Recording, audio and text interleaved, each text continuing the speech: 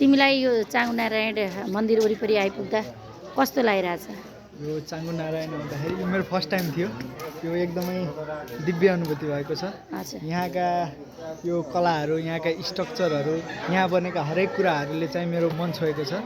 यहाँ के छ भन्दाखेरि यो चाहिँ हाम्रो सम्पदा राष्ट्रिय सम्पदा सूचीमा पनि सूचीकृत छ। यसलाई चाहिँ हामीले पनि जोगाउनुपर्छ। यहाँ भक्तजनहरूको यहाँ घुइँचो लागिरहेको छ।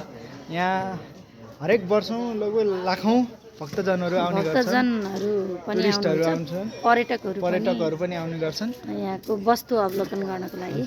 अनि यो ठाउँमा आउँदाखेरि चाहिँ छुट्टै मनबाट अर्कै अनुभूति भएको छ। केही खाएर आयो कि केही नखाइकन आयो त तिमी आज? यो पवित्र स्थलमा आइसक्दाखेरि भोको पेट खाली पेट केही दर्शन गर्नका लागि के पाउनको लागि चाहिँ हामी नुहाएर बिहानै उठेर नुहाएर चाहिँ आएका छौँ। अहिलेसम्म खाएका छैनौँ। अब बिहान 10 बजे उठेर अनि नुहाएर अहिले 3 बजीसम्म आइपुग्यो होइन? 3 बजीसम्म आइपुग्यो। अब यहाँ भ्याइसकेपछि हाम्रो खाने भन्ने छ। यहाँका हरेक कुरा हरेक उहरूले चाहिँ मन छोएको छ। ल हस्, धन्यवाद।